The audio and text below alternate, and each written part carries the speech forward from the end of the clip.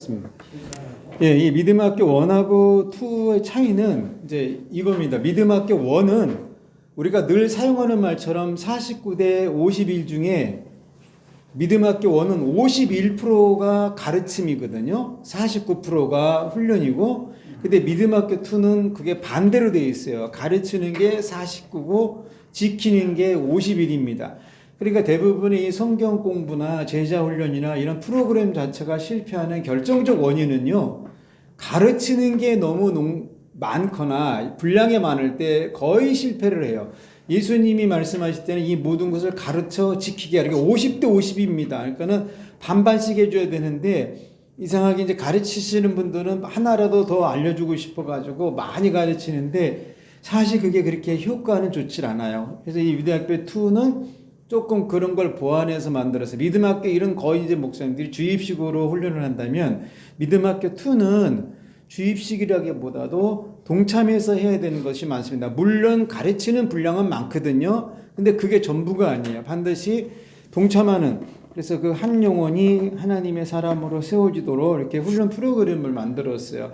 저희 믿음학교 비전은 똑같습니다. 그래서 믿음학교는 구원받은 한 사람의 좋은 성품과 균형 잡힌 한 사람의 거룩한 은사로 세워져 가는 예수님의 흔적을 가진 증인들이에요. 그래서 이제 그렇게 처음 하실 때, 과가 첫 과, 그러니까 스텝 1, 1과 하실 때마다 이 믿음학교 비전과 정신과 목표를 한 번은 꼭 읽고 지나가시는 것이 좋다는 거죠. 2과 들어갈 때는 이거를 안 하셔도 되고요. 자, 그럼 오늘은 이제 첫 시간이니까 시뮬레이션을 제가 잠깐 하겠습니다. 이제 처음에 들어가면은 다 같이 뭘 하냐면 주기도문으로 시작하는 거예요. 거기에 이제 기재되어 있는 것처럼. 그래서 이제 우리가 이제 주기도문을 이제 같이 이 시간 이제 시작했다 이겁니다. 주기도문이 끝나면 찬송가 179장, 그 제목이 지금 빠졌는데, 목사님들이 다시 오고 그 만드실 때는 거기다가 제목을 쓰세요. 179장. 그래서 찬송을 같이 한 장 부르시고, 기도를 회원 중에 한 사람. 자, 오늘 첫날이니까 우리 이천직 목사님이 우리 학교를 좀 축복해 주시고, 믿음학교 2도 잘 되고, 또 올해 내 이름이 창대해지는 복을 우리 회원 목사님들 교회에 다 받을 수 있도록 이제 축복기도 해주시고, 우리 한번 시작하겠습니다. 아버지 하나님, 오늘 새해를 행하리라 하셨으니 우리의 마음을 새롭게 하시고 아멘. 보내주심을 감사합니다. 아멘. 무엇보다 우리를 정결하게 하시고 아멘. 성령이 말하실 때를 말하게 하시며 아멘. 듣는 자로 하여금 주님의 마음을 듣게 하시고 받게 하시고 누리는 복을 더하여 주옵소서. 아멘. 특별히 2% 우리 믿음 앞을 축복해 주시고 아멘. 하나가 천 이루고 약한 자가 강구를 이루어 주님. 하나님의 편의 광요 믿고 기대한 자들에게는 큰 기쁨이 되도록 은총을 더하여 주옵소서. 아멘. 믿음을 더하여 주옵시고 아멘. 성령을 충만케 하셔서 지혜지 총명 재주가 따르게 하시고 모자람이 없게 하시며 보장된 복을 받고 저들의 기도와 섬김과 아름다운 예배와 아버지 성도들로 인하여 창대케 되는 복이 얻어지도록 은혜 베풀어 주옵소서. 귀한 목사님 사모님 내를 축복해 주시기 원합니다. 육신을 강건하게 하시고 날마다 해먹게 하옵시며 아멘. 저들 앞에 기쁨이 넘치는 은혜가 한 해가 되도록 은총 베풀어 주옵소서. 아멘. 참여하지 못한 자들도 먼 곳에 있지만 마음을 같이 하게 하시고 같은 뜻과 마음과 뜻을 품게 하시고 하나님의 아름다운 비전이 이루어지는 역사가 되도록 은총을 더하여 주옵소서. 아멘. 눈물로 섬기며 무릎 꿇는 곳마다 하나님의 아름다운 교회의 처소가 세워지게 하시고 믿음의 성도들의 교회가 아름답게 역사하여 주옵소서. 아멘. 예수님의 이름으로 기도합나이다. 아멘. 네. 예, 이제 이렇게 회원 중 한 사람이 기도를 했습니다. 첫날 시작할 때는 이제 회원 중 한 사람 기도하기가 좀 어려울 수도 있거든요. 그 요거는 미리 이제 컨티를 하세요. 다음 주에 오실 때는 회원 중 어떤 분이 대표로 기도를 준비해 오세요라든지 이런 식으로 해서 끌고 가시고, 그다음에 은혜 남는 칸에는요, 모두가 동참해야 되는데, 내가 들은 간증 그러면은 이제 회원이 돌아가면서 한마디씩 하는데, 이 간증은 뭐 기분 좋고 행복고 이런 간증이 아니라 반드시 성경 말씀을 통해서 깨달은 간증을 할 수 있도록 유도를 하셔야 됩니다. 그래서 이제 그 주일 설교를 통해서 내가 한 주간 동안 어떻게 살아왔는지, 아니면은 아침에 오전에 큐티를 하다가 하나님이 나에게 이런 은혜를 주셨다. 그래서 간증의 결론은요, 반드시 결과가 있어야지 간증이 은혜가 되는 겁니다. 깨달은 것만 가지고는 은혜는 되질 않아요. 아, 저 사람이 저런 걸 깨달았다 하는데 그 깨달은 것이 열매가 돼서 어떤 확증적 증거를 가져갔으면 상당히 큰 효과가 나타나고 폭발력이 일어납니다. 그래서 모든 사람이 한 간증을 여기다가 쓰는 거예요. 내가 그 훈련받는 분이. 그리고 내가 하는 간증. 이제 그 학생 중에 자기가 하는 말이 있을 거 아니에요. 처음에는 학생들 가운데 하는 말을 첫 칸에다가 쓰고 다음 칸에는 내가 하는 말. 이 간증을 할 때도 어떻게 유도를 하셔야 되냐면 꼭 성경을 근거로 간증할 수 있도록 유도를 하세요. 갑자기 극동방송을 들었는데 거기에서 이런 말씀이 나에게 너무 큰 위로가 되었다든지 이렇게 해서 성경 구절을. 그러니까 우리 2% 설교 가운데 그 외부 상황에 성경 본문 그 구절이 하나 등장하잖아요. 이거 상당히 힘이 있습니다. 요거 한 구절이. 그것처럼 여기서 훈련받는 학생들도 될 수 있으면 이 성경 구절을 말할 수 있도록 그렇게 해서 이게 맞춰지고 나면 이때서 인도자가 기도를 하는 거예요.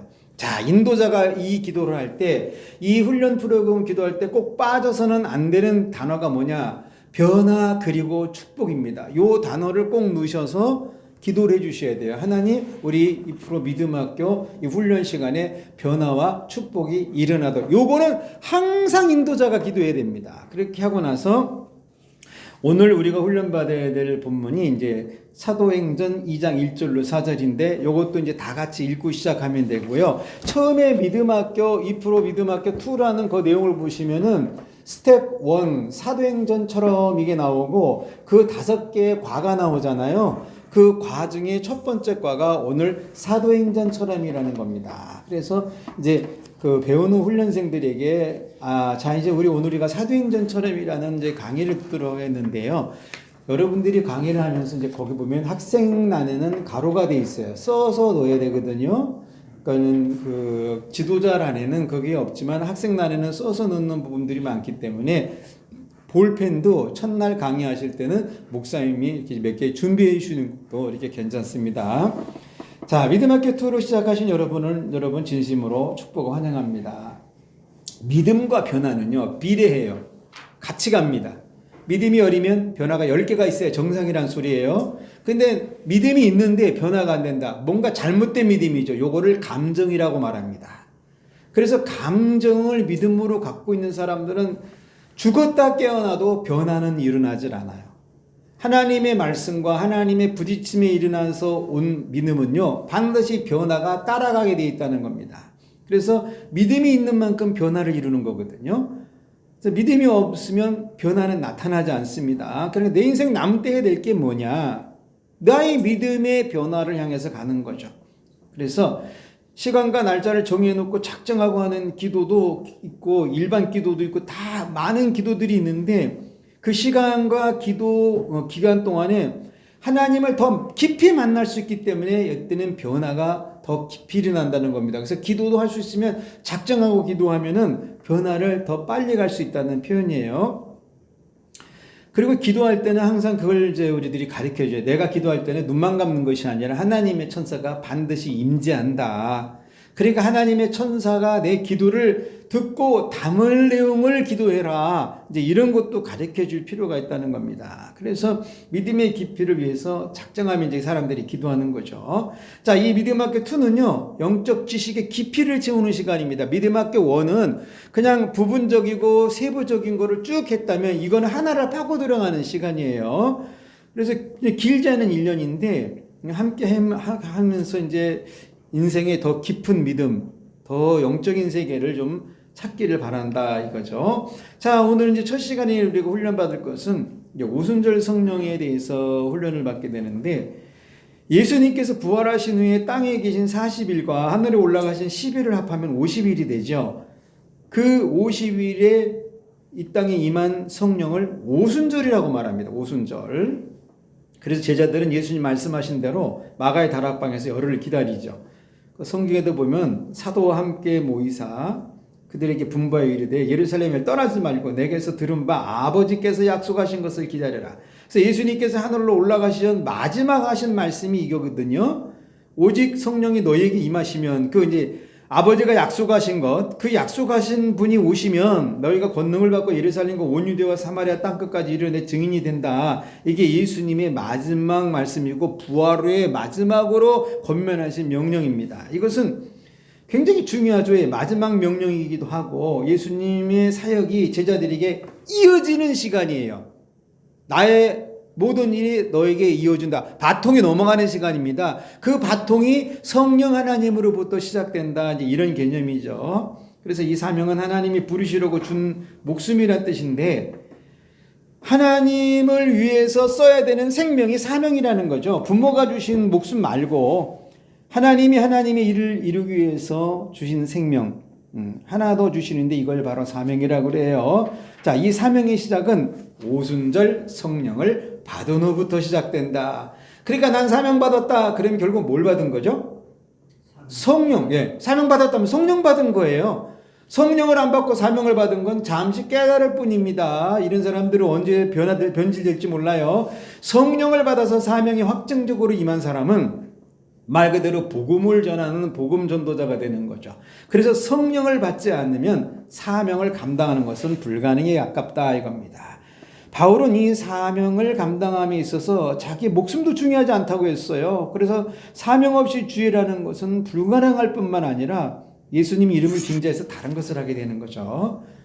이 시대는 다른 것을 너무 많이 해서 문제죠. 예수님이 핏값으로 사신 교회의 기능이 자꾸 힘이 빠지는 이유는요. 다른 것을 자꾸 합니다. 사명을 감당해야 되는데. 그러니까 그냥 좋아서 교회를 할 수도 있어요. 또 남과 다른 재능이 있어서 할 수 있고 뭐 봉사도.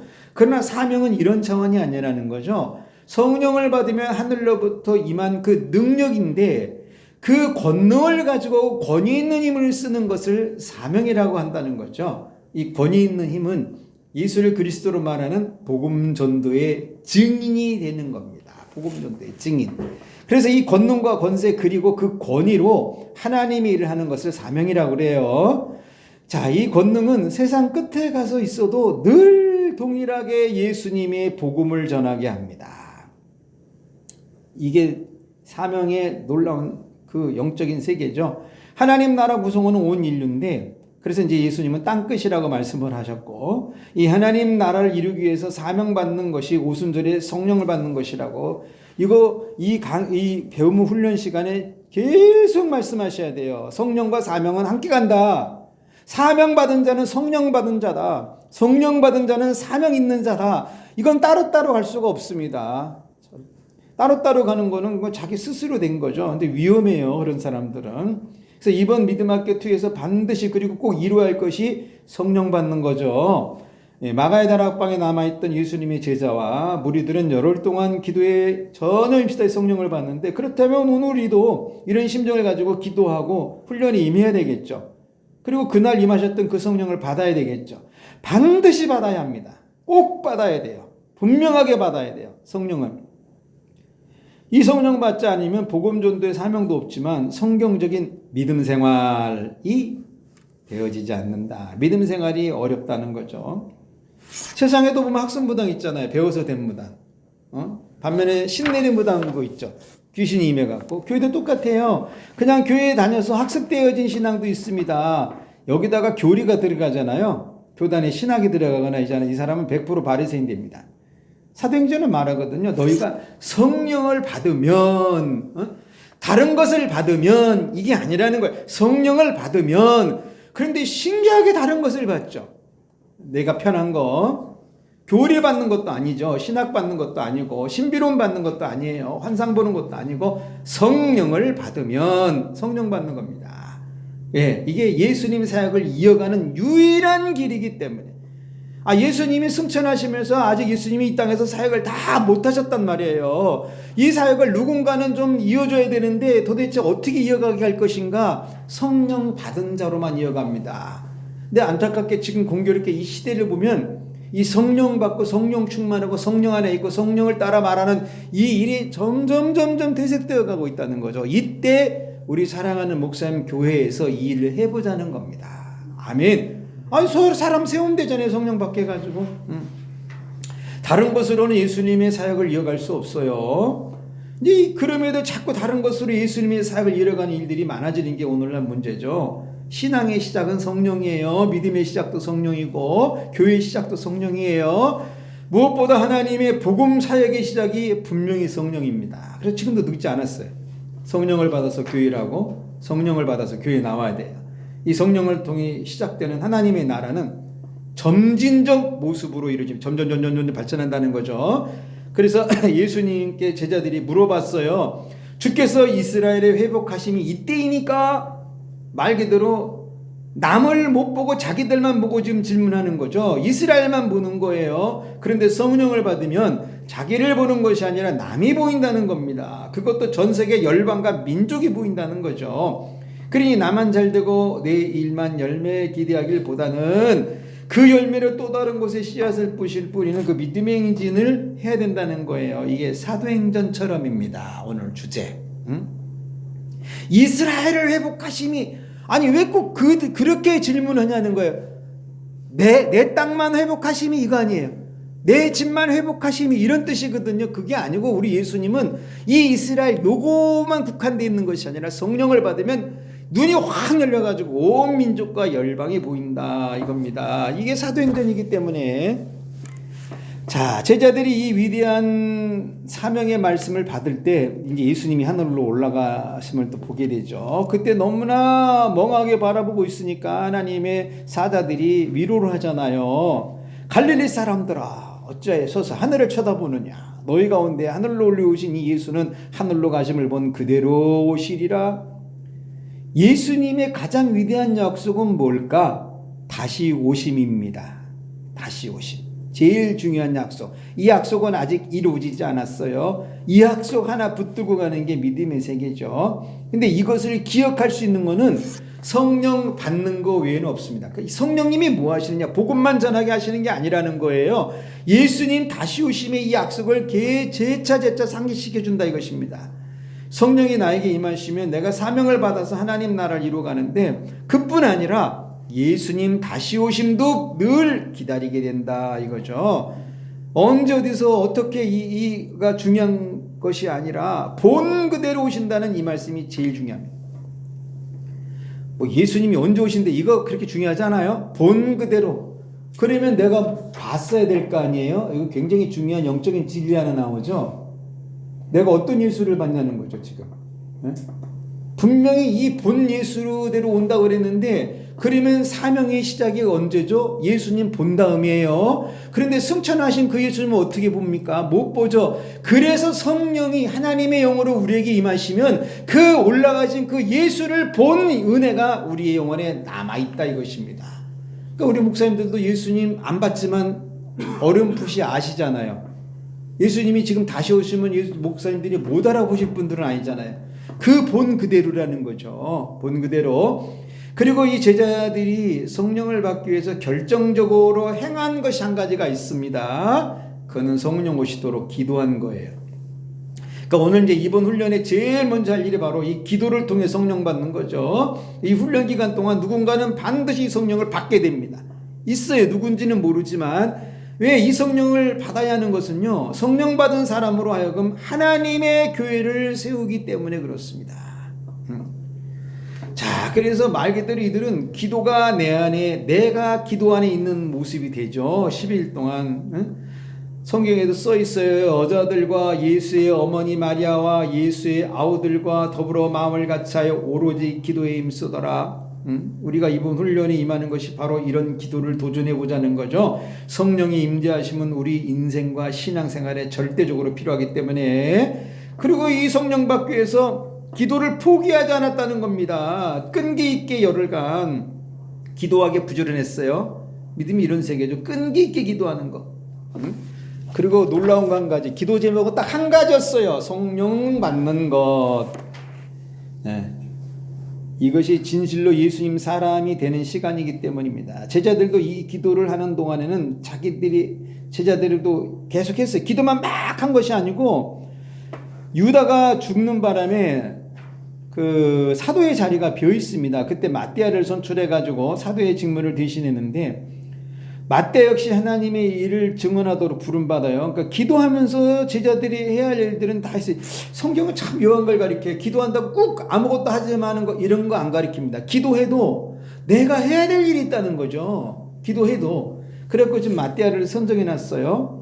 자, 그러면서 하늘로부터 권능이 임하기 전에 땅에서 준비해야 될 모든 것, 이것도 굉장히 중요합니다. 그러니까 성령 받을 만한 영적인 준비를 하고 있어야 된다는 겁니다. 우리가 마치 우리가 목사가 되려면 신학교를 가야 되잖아요. 신대원도 마쳐야 되고 똑같아요. 좋은 대학 가려면 수능이 좋아야 되는 거고 똑같습니다. 아무것도 안 하고 기도만 하고 나 서울대를 가게 해주옵소서 이런 일은 일어나지 않아요.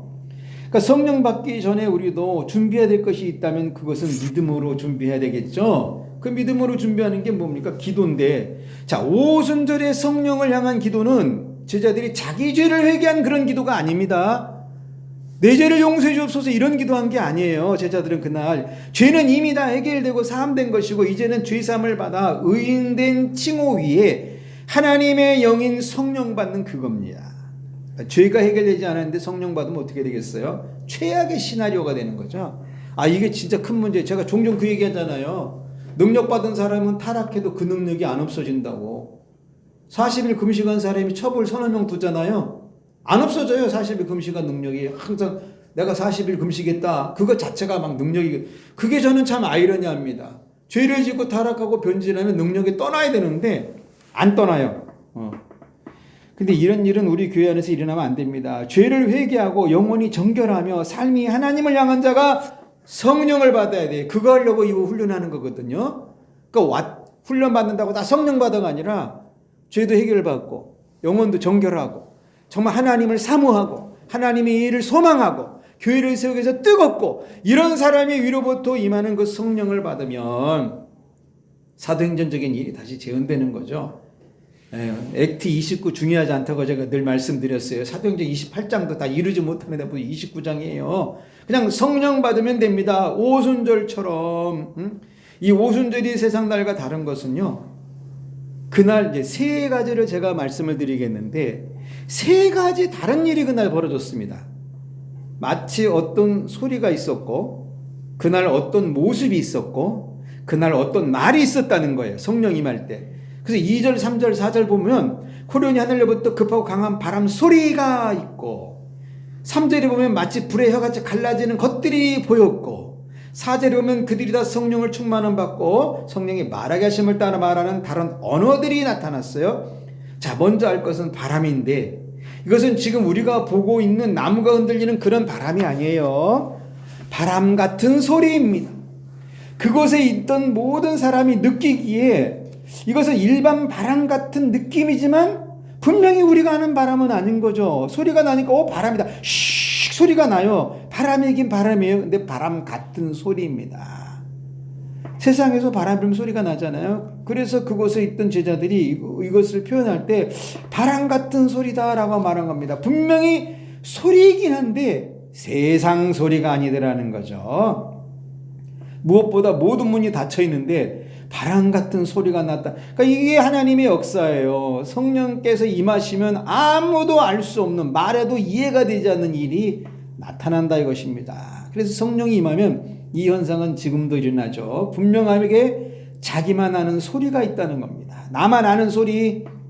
두 번째로는 불의 혀같이 갈라지는 것이라고 그랬어요. 이들이 본 현상적인 광경은 불이 아닙니다. 불꽃이 타오를 때 제일 끝에 막 춤추듯 슉슉슉 나타나는 거 있잖아요. 그런 모습 같은 게 보였다는 거예요. 지금 불은 아니지만 불 같은 모양이 보였어요. 만약에 그게 진짜 불이었다면 그날 사람들 다 화상 입었겠죠. 머리 다 타고. 그런데 그날 명확한 것 한 가지는 자기 몸에서 나타났다는 겁니다. 이 현상이 머리에 임한 불꽃을 서로가 봤어요. 그러니까 저쪽 사람도 우와 서로 놀라는 거죠. 머리 위에 불꽃이 딱 있어가지고. 미국에 1970년대 세계적인 그룹 사운드가 나왔어요. 딥퍼플이라는 그룹. 그 딥퍼플이라는 그룹의 리더가 우리가 조금 이 시대적인 빛을 발하기 위해서는 어떤 자켓을 디자인했으면 좋겠냐 했더니 그때 말한 게 사도행전에 그녀에 나타난 불의 혀 같은 게 있는데 그 불의 혀 같은 것으로 자켓을 만들자. 그래서 그 자켓에 보면은 4명이 머리 위에 불꽃이 이렇게 올라가는 자켓이 있습니다. 그들 신앙이 좋은 사람들은 아니거든요. 그런데 그 시대에 그들은 그런 것을 깨달았습니다. 세상에 무언가를 주기 위해서 우리가 새로운 걸 해야 되지 않겠냐. 그래서 자켓을 그릴 때 머리 위에서 불이 올라오는. 물론 촛불로 올렸지만 그 사람들도 하여튼 뭐 그런 걸 했어요. 자, 그래서 불은 아니지만 불의 모습 같은 이런 것들이 보여준 거는 왜 그랬을까? 내 몸이 기억하도록 성령님이 임하시잖아요. 내 몸에 흔적이 남습니다. 자기만 아는 흔적. 그러니까 부인하지 못하는 신자가 되는 거죠. 또 하나는 통상적인 말이 아닌 완전히 다른 말이 나타나요. 언어의 변화죠. 성령 받으면 은사로 나타나는 방언이 아닙니다. 방언은 성령께서 주시는 은사예요. 근데 이날 받은 것은 방언이 아니라 성령님이 하시고자 하는 말을 했다는 겁니다. 근데 놀라운 것은 그 말을 다른 나라 사람들이 다 알아들었다는 거예요. 그래서 이제 이때부터 예수의 증인이 되게 하는 건데 이게 바로 오순절 사건입니다. 그러니까 적어도 성령 받으면요, 성령 받은 사람은 말이 분명하게 달라집니다. 전 이건 확신해요. 언어 표현 분명히 달라져요. 성령을 받았는데 계속 입에서 18쌍화탕 개나리 이런 말 나온다. 안 받은 거예요. 성령님께서는 우리 언어를 표현할 때 하나님이 기뻐하는 언어를 쓰고 사람을 살리는 언어를 쓰고 영혼을 회복하는 언어를 허락합니다. 그래서 결국은 내 입에서 저주스러운 말이 나오질 않아요. 그러니까 성령이 임하지 않거나 성령이 충만치 않으면 옛말을 계속하는 거죠. 지금 교회가 왜 이렇게 시끄러워요? 옛말이 너무 많거든요. 그게 힘이 강력해지다 보니까 거기에 사람들도 모이고 바람직한 건 아닙니다. 불가에서는 깨달음을 말하고 천주교에서는 묵상을 말해요. 그런데 교회는요, 성령의 임재를 말하는 곳이에요. 이거 참 다 필요한 것 같지만 교회가 외쳐야 될 것은 성령입니다. 교회가 성령 받지 아니하면 그게 불교하고 천주교하고 어떤 차이가 있겠어요? 다른 점 못 찾습니다. 오히려 불교보다 못할 수 있어요. 불자들보다 더 못하는 게 크리스찬일 수도 있거든요. 성령 받지 아니하면 똑같이 냄새가 나니까. 자, 오순절은요, 귀에 들리는 소리, 눈으로 보여진 모습, 세상에 없는 말, 이 땅에 임한 날입니다. 요 세 패턴이. 근데 한 사람에게 이게 다 나타나요. 자, 오늘 우리도 이 믿음 학교 첫 시간에 이 소리를 듣고 임재를 경험하고 말을 받아야 된다는 거죠. 오늘 여러분 성령 받으십시오. 가장 우매한 사람은 성령 받기를 몇 번 기도해 보았는데 안 준다 이렇게 표현하는 사람이 있어요. 그러고서 안 하는, 이거 하셔야 돼요. 초대교회 제자들은 성령 받기 위해서 10일간 전혀 기도했거든요. 그렇다면 나는 11일간 하루도 해보면 분명 받습니다. 성령 받으려고 열하루 기도하면. 열하루 기도하는 사람 없잖아요. 그러니까 열흘도 기도 안 해보고 몇 번 주여 했다가 안 오면 나 성령 안 줘. 아이고, 10일 동안 전혀 밥만 먹고 성령 달라고 기도하면 하나님이 왜 안 주시겠어요? 예수님 말씀하셨잖아요. 완악한 아버지도 자식에게 좋은 것을 줄 아는데 하물며 하늘에 계신 너희 아버지가 구하는 성령을 주시지 않겠느냐. 그러니까 성령 받지 않으면 스타트하면 안 됩니다. 영의 세계는. 자, 초대교회 제자들과 무리들은요, 성령 받기 위해서 열심히 기도했다. 하나님은 분명하게 성령 부어주십니다. 이거 믿으셔야 돼요. 분명 주세요. 성령 받기 위해서 기도하면요, 10시간만 기도해도 하나님은 분명히 주십니다. 전심으로 하면. 세상 모든 종교에는요, 법전이라는 게 있잖아요. 나름 율법이고 규약이에요. 모든 게 다 좋은 말이 기록되어 있습니다. 한 가지만 없죠. 그 경전을 읽으면 성령 받는다는 내용. 이거 없어요. 세상 어떤 율법책에도 이거 없습니다. 성경에만 있어요. 그러니까 성경을 읽든지 믿든지 기도하든지 교회 일에 헌신하든지 성령을 위해서 살면 하나님이 반드시 주십니다. 여러분 그동안 신앙생활 잘해 오셨어요. 이번 첫 시간에 성령을 받아서 이 믿음의 끝으로 꼭 승리하기를 축복합니다. 자, 그리고 나서 이거 맞춰지고 나면 함께 읽기 있죠. 에베소서 5장 18절 요거 같이 읽는 거예요. 그거 배운 학생들하고 우리도 한번 읽어보겠습니다. 시작. 술 취하지 말라. 이는 방탕한 것이니 오직 성령의 충만함을 받으라. 자, 끝나고 나면 합심기도를 하세요. 처음에는 약간 안 할 수도 있지만 믿음학교 원하는 사람은 합심기도 할 수 있거든요. 합심기도 할 때 불편스러우면 음악도 좀 미리 트시고 나서서 단 1분이라도 기도 제목 딱 하나입니다. 오순절 성령이 오늘 재현되게 해주시옵소서.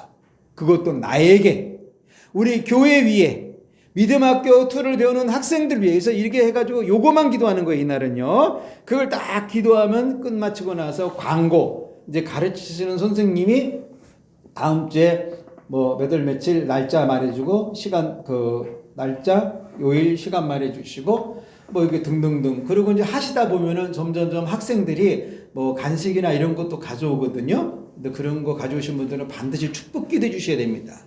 학생들을 위해서 헌신했기 때문에. 그리고 마무리 기도는 인도자가 마무리 기도할 땐 뭘 해야 되겠어요? 오늘 배운 자들에게 성령을 부어주옵소서 꼭 기도해서 위로와 격려.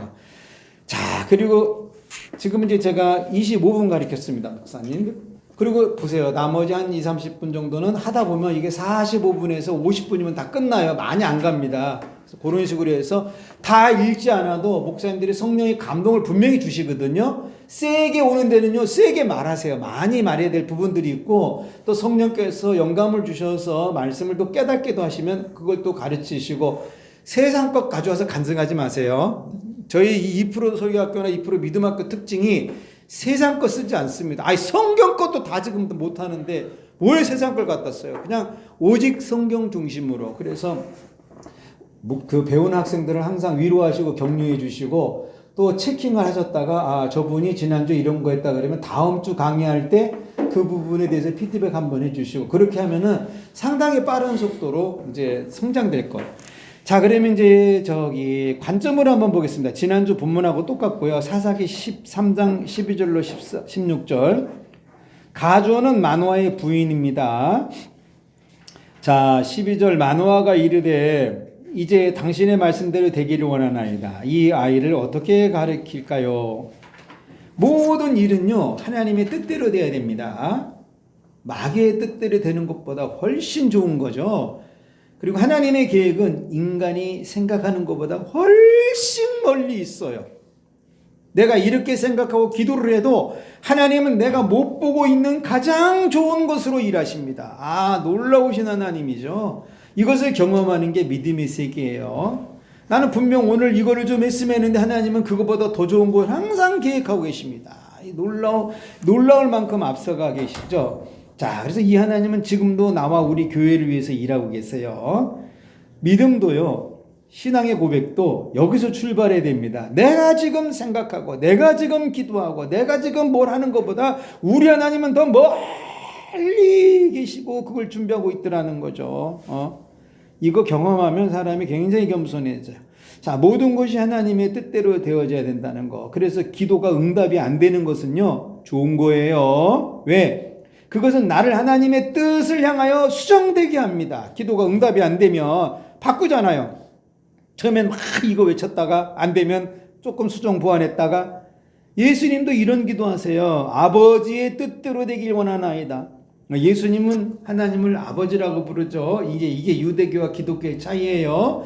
유대교는 자신들과 하나님 관계를 주종 관계로 이해하고 있습니다. 그래서 하나님이 일을 시키면 종들이기 때문에 자기들은 그것을 지켜야 된다고 생각하는 거예요. 그래서 유대교는 지금도 모세오경과 율법을 지킴으로 구원을 얻는다고 믿어요. 그러나 기독교는 하나님이 아버지입니다. 그래서 하나님의 자녀로 시작하는 거죠. 스타트 자체가. 그러니까 죽어서 천국 가는 것도 있지만 우리는 죽어서 천국 간다 이런 개념보다도 살아있는 동안 하나님의 나라를 보면서 사는 거죠. 그래서 이 땅의 삶이 정결을 향하는 거예요. 우리도 기도할 때 하나님의 뜻대로 되어지는 기도를 반드시 해나가야 되는 거죠. 항상. 그러면요, 마음이 첫째는 편안해져요. 아무리 위기가 와도. 그것을 신앙적 용어로 하나님의 인도를 받는다라는 표현입니다. 하나님의 뜻대로 따라가는 것이기 때문에 그 아이를 키우는 것도 하나님께 물어봐야 돼요. 영적교육도 필요하죠. 조기유학도 필요하고. 그럼에도 믿음은 하나님께 물어보는 겁니다. 내 자녀를 어떻게 키워야 되냐고 물어봐야 돼요. 아이에게 행하는 것도 하나님께 묻는 게 믿음이죠. 아이에게 내 뜻을 투영하는 것은요, 그렇게 좋은 부모 교육은 아니죠. 자녀 교육. 나의 사업을 물려줄 수 있어요. 그러나 내 삶을 투영하는 것은 그렇게 바람직하지 않습니다. 너는 나처럼 살지 말아라, 이런 거. 그래서 자녀의 앞날은 항상 하나님께 어떻게 키울까를 물어봐야 됩니다. 내가 정해놓고 이렇게 키우겠다고도 할 수 있어요. 내가 이 아이를 의사로 만들 테니 도와주시옵소서 라고 할 수 있어요. 그러나 이건요, 내 뜻을 하나님의 힘으로 이루는 겁니다. 믿음은 내 아이를 어떻게 키우냐고 물어보고 하나님의 뜻을 이루는 거지, 내가 이렇게 키울 테니까 하나님 역사해 주옵소서, 이건 아니라는 거죠. 왜? 하나님은 내 아이에 대하여 계획을 가지고 계시기 때문에 그렇습니다. 그래서 이 계획에 내가 들어갈 것인지 안 들어갈 것인지, 이건 부모의 믿음에 달려 있어요. 또 13절에 보면 여호와의 사자가 마노아에게 이르되 내가 여인에게 말한 것들을 그가 다 삼가서, 아이의 가르침은 부모가 동일한 믿음이 필요해요. 엄마 혼자만 믿음으로 키우는 것도 좀 그렇고, 아버지 혼자만 말씀으로 키우는 것도 그렇고, 부모가 같은 뜻으로 키워야 된다는 겁니다. 하나님의 뜻대로 키우는 것도 부모의 동일한 믿음이 필요해요. 하나님의 뜻대로 키워지는 아이는 나라와 민족을 구원하기도 합니다. 하나님의 사자는요, 마노아의 부인에게 먼저 말을 해요. 그 부인에게 뭐라 그러냐면, 너 혹시 임신하거든 이 부정한 거 먹지 말아라. 그러니까 뭘 말하는가 보세요. 임신했을 때 이미 뱃속에 있는 아이를 구별하라고 하십니다. 와, 우리는 이제 이런 기회는 없지만 여러분의 며느리, 여러분의 뭐 사위, 또 여러분의 손자들이 크거든 이거를 훈련을 시키세요.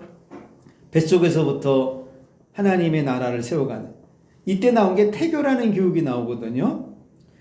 그런데 그 태교도 하나님의 말씀 안에서 키우면 매우 훌륭한 태교가 됩니다. 하나님의 사자가 마노아의 부인에게 너 임신하거든 먹지 말라고 하는데 그거 안 먹었어요. 그 여인은. 좋은 책만 보는 것도 중요해요. 먹지 않아요. 그런데 먹지 않고 자녀를 키우는 게 더 큰 믿음입니다. 하나님은 사람의 정신세계가요, 또 육신의 세계가 먹는 것으로 만들어지는 것을 이미 가르치고 있습니다. 그러니까 마노아의 부인은 그때부터 매일 기도하고 산 게 아니에요. 막 금식하고 그냥 하나님이 먹지 말라는 것을 먹지 않으므로 아이를 뱃속에서 키우죠. 스스로 상가하면서. 그런데 그 하나님께서 그날 뭐라고 사자가 말했냐면, 내가 이 아이 뭐 사사라 키운다 이런 말 하지 않았거든요. 그냥 나실인이다. 나올 때부터 구별된 사람이다. 그러니까 이미 뱃속에서 구별된다. 그냥 이 정도로만 키웠지, 하나님이 뭐 그를 선지자로 쓰신다든지 사사로 쓰신다든지 뭐 왕으로 삼는다든지 이런 말 안 했어요. 내가 할 일은 하나님 말씀만 행하면 됩니다. 이제 마노아가 남편이죠. 이 부인이 이런 말을 하니까 하도 이상해가지고 물어봤어요. 하나님의 사자를 다시 오게 해달라고 오니까 물어봤습니다. 도대체 이게 어떤 일이 이렇게 벌어집니까? 그러니까 하나님의 사자가 마노아에게도 똑같이 얘기하거든요. 이 모든 것을 삼가 지켜라. 여기 하나님의 놀라운 계획이 숨어 있죠. 아버지, 엄마, 아이, 온 가족이 하나님을 향한 계획 속에 있으라는 겁니다. 아, 이거 참 부러워요, 이 세계. 아버지만 딸랑 간 것도 아니고 엄마만 그냥 열심히 한 것도 아니라 온 가족이 다 하나님의 말씀 안에서 있더라는 거죠. 여기서 누가 나와요? 위대한 삼손이 나옵니다. 마노아의 믿음은 이유를 묻지 않죠. 그냥 하나님의 사자가 한 그 한마디를 그대로 행해요. 믿음은 바로 이런 거죠. 그러니까 목사님이 설교를 하면 그대로 행하는 게 믿음이에요. 뭐 토달 게 뭐가 있어요. 목사님이 우리 영혼을 데리고 지옥 갈 사람이 아니잖아요. 그러니까 매우 단순하게 따라만 가면 되거든요. 그러니까 하나님이 자신에게 말씀하지 않았다고 독주마시는 것은 좋은 아버지 아니죠. 마노아는 그 소리 듣지 않았어요. 네 아들, 네 뱃속에 있는 아들과 너희 부인은 이렇게 살아 있는데 마노아에게 너 독주 마시지 마 이렇게 표현한 것이 아니기 때문에 그렇게 말할 수 있는, 나는 하나님의 사자가 독주를 먹지 말라고 말하지 않았다. 그러니까 먹어야지, 안 된다는 겁니다. 믿음의 아버지는 이런 일에 동참하는 사람이에요. 그리고 마노아는 유일한 거 한 가지를 했죠. 온 이스라엘 사람들이 악행을 행하는 그때 마노아는 혼자 기도하고 삽니다. 보세요. 하나님의 사자가 왜 마노아를 찾아와요? 기도하는 사람에게 찾아온 거거든요. 지금도 우리 하나님은 기도하는 자를 쓰시고 기도하는 자에게 일을 맡기시고 기도하는 자를 찾아오십니다. 14절 보시면 포도나무의 소산을 먹지 말며 포도주와 독주를 마시지 말라. 알코올이 없는 매우 단순한 음료거든요. 그런데 왜 이걸 먹지 말라고 그랬을까? 그 당시 모든 사람은요, 물 대신에 이 음료를 마시거든요. 포도즙을 짜가지고. 포도나무에 첫 솟아는 주스 같은 음료예요. 알코올이 없는 거거든요. 그런데 왜 이것을 먹지 말라고 그랬을까? 우리 하나님은요, 철저하게 구분을 시킵니다. 매우 단순한 음료이지만 여기에서부터 시작해서 점점 독주로 발전하기 때문에 뭘 가르치는가 보세요. 처음부터 하지 말라고 말하는데 사람은 처음부터 변질되지 않습니다. 매우 천천히. 그리고 별것 아닌 것부터 서서히 변질돼요. 그것이 알코올이 없는 포도열매입니다. 시작의 스타트가 아무것도 아니야. 맹물 같대. 근데 그 뒤로부터 출발해서 포도주가 돼요. 그 뒤로 발전돼서 독주가 돼요. 그 뒤로 발전돼서 망하는 일을 해요. 그래서 우리 하나님의 애초에 근절을 시켰다 이겁니다. 그러니까 믿음은 애초에 이런 것을 근절하는 거예요. 포도주는 그렇게 강한 술이 아니잖아요. 그런데 하나님은 그것을 금하셨어요. 해도 금하지고 안 해도 그만인 포도주를 먹지 말라 했습니다. 왜 그럴까? 이런 미지근한 근성을 애초부터 근절하라는 것이죠. 독주는 당연히 먹지 않아야 되고 이것은 사람을 미치게 합니다. 그리고 포악하게 만들고 눈에 뵈는 게 없게 만들어요. 이 시대는 독주를 안 마시는데 사람이 독하죠. 그것은 세상의 독한 풍조를 먹기 때문에 그래요. 너무 많은 가짜 뉴스에 사람들이 현혹되어 있습니다. 그래서 자신이 가짜가 되어져 가고 있는지를 모르는 거죠. 이미 길들여져 있기 때문에 진리에 빠져야 하는데 가짜에 빠지는 시대입니다. 그러다 보니까 이 시대는 사람 자체가 독주가 돼요. 그것은 너무나 이게 사람이 그러니까 독해져요. 그래서 그들 입에서 나오는 입김은요, 집에서 키우는 화초도 죽입니다. 얼마나 독한지. 믿음은 하나님이 명령한 모든 것을 다 지키는 거예요. 대충이 아니에요. 천천히 그러고 지속적으로 지키는 겁니다. 마노아도요, 사는 동안에 포도주와 독주의 유혹이 있었거든요. 10달 동안. 그거 어떻게 하냐고요? 일단 마노아가 아이를 못 가져가지고 동네 사람들이 아이고 저 사람은 기도하고 산다는데 아이를 갖지 못해 찌찌찌 하고 살았는데 어느 날 갑자기 그 마노아가 그 기도하는 가운데 응답을 받았어요. 아이가 생겼다는 거야. 그러니까 동네 사람들이 와 어떻게 아이가 생겼대 그랬더니 하나님의 사자가 와서 주셨어. 그러니까 동네 사람들이 너무 놀라가지고 자 축하주 한잔 하자. 너나 나나 술 들고 와서 마시자 그랬거든요. 그런데 마노아는 먹지 않았다는 것입니다. 이거 성경에 있네 없네 하지 말라고 그랬어요. 그런 유혹에서 자기를 지키는 게 믿음이라는 거죠. 자 15절 마노아가 여호와의 사자에게 말하되 구하옵나니 당신은 우리에게 머물러서 우리가 당신을 위하여 염소새끼 하나를 준비하게 하소서 했습니다. 은혜를 받으면요 감사하는 것이 신자의 분분입니다. 마노아도 은혜를 받고 감사를 해요. 이거 누가 하라고 해서 한 거 아닙니다. 이게 진짜 좋은 믿음이죠. 그래서 집사님 감사하세요 이렇게 해서 감사하는 것보다 스스로 깨달아서 감사하는 게 진짜 믿음이에요. 감사의 표현이 근데 너무 커요. 염소 새끼 한 마리 집안에 있는 거 조금 가져와서 하는 게 아니에요. 온전한 감사죠. 온전한 감사. 염소 새끼 한 마리 가져오는 것은요 부분적 감사가 아니라 이겁니다. 하나님의 사자 한 사람을 대접하는데 염소 새끼 한 마리는 사실 많은 분량이거든요. 이건 뭘 가르치는가 보세요. 온전한 믿음이죠. 나도 말씀하신 것을 지킬 테니 하나님의 사자도 내 아이를 온전히 지켜주십시오. 그런 의미가 포함됐다 이겁니다. 그래서 전부예요. 나는 이렇게 온전하게 나도 지키겠다는 의지도 포함되어 있어요. 그래서 믿음은 온전한 감사입니다. 부분적 감사 좋은 거 아니에요? 그래서 믿음은 감사할 줄 아는 게 진짜 믿음이죠. 아니 아이를 낳지 못하는데 아이를 낳게 되는 건 얼마나 축복입니까? 그렇다면 당연히 감사해야죠. 하나님께 자기 것만 요구하는 것은 믿음이 아니에요. 하나님의 요구를 내가 이루는 것도 믿음입니다. 하나님 앞에 인색한 것은 좋은 신앙 아닙니다. 하나님 앞에 하나님은요 언제나 전부를 말하시고 전체를 받으세요. 그러나 믿음 없는 사람은 부분을 말하고 부분을 행하죠. 근데 만일 내가 가야 할 천국이 부분적 천국이라면 어떻게 되겠어요, 여러분? 천국은 완전하고 온전하고 완벽한 곳입니다. 그것은 내가 영원토록 사는 곳이기 때문에 하나님도 나에게 이렇게 완전한 것을 주시고자 행하시는데 그렇다면 나도 하나님을 향해 완전하고 온전한 걸 행해야 당연한 거죠. 16절 여호와의 사자가 마노아에게 이르되 내가 비록 나를 머물게 하나 내가 내 음식을 먹지 아니하리라. 하나님의 사자는요 마노아의 믿음을 받아요. 그래서 하나님을 기쁘시게 하는 것은 믿음밖에 없습니다. 하나님의 사자는 마노아의 감사를 칭찬하죠. 그러니까 믿음은 칭찬받는 감사를 갖고 있는 거예요. 주의 종에게도 칭찬받고 주변 사람들에게도 칭찬받고 하나님께 칭찬받고 이게 믿음이죠. 뭐가 믿음이겠어요? 마노아의 염소 새끼를 칭찬한 게 아니고요. 마노아의 믿음을 칭찬합니다. 그래서 믿음으로 하는 모든 행동은 하나님께 칭찬을 받게 되어 있어요. 그리고 이 하나님의 사자가 참 정말 배울 게 한 가지가 있는데 그건 뭐냐면 그 감사를 자신이 받을 게 아니라는 걸 알고 있어요. 자신이 받아서는 안 된다는 거.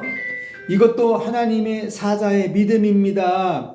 내가 너에게 아이 낳을 것을 말했으니 내가 이 감사를 받아도 된다. 하나님의 사자 그렇지 않았어요. 하나님의 사자는 자신이 할 일을 바르게 알고 있습니다. 자신은 하나님의 종으로서 할 일을 하는 것이죠. 종이 주인이 되는 것은 사탄의 근성이에요. 모든 감사는 하나님 것임을 하나님의 사자가 가르쳐주고 알게 합니다. 하나님의 사자도 하나님의 것을 손대지 않아요. 근데 이 시대는 하나님의 것을 내 것이라고 과감하게 손을 대죠. 다 가짜예요. 지옥 갈 수 있습니다.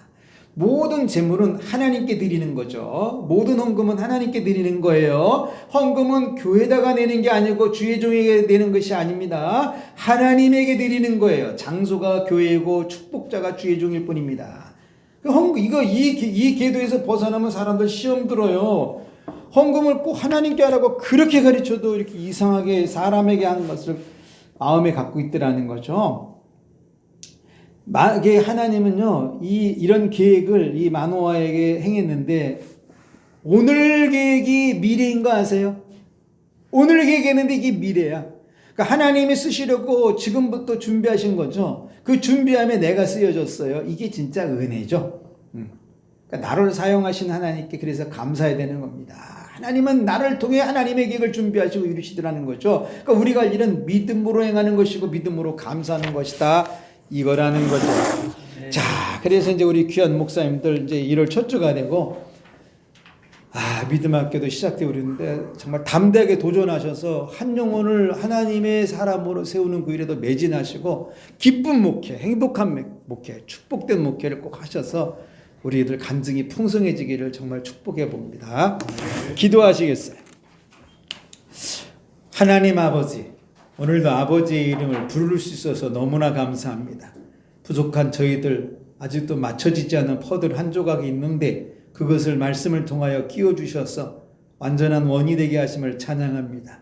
주여, 우리도 하나님의 사자의 모습으로 주의 나라를 대행하고 있는데 늘 가운데 중재자의 역할을 잘하게 하셔서 성도들 예수님을 통한 새로운 변화 일으키게 도우시고 주님이 핏값으로 산 교회가 교회되는 그 일에 2026년에 쓰여지게 하시사 우리 귀한 사자 목사님들 이름이 창대해지는 복이 1월 달부터 이어지고 일어나도록 복 주시기를 살아계신 예수님의 이름으로 축복하며 기도합니다.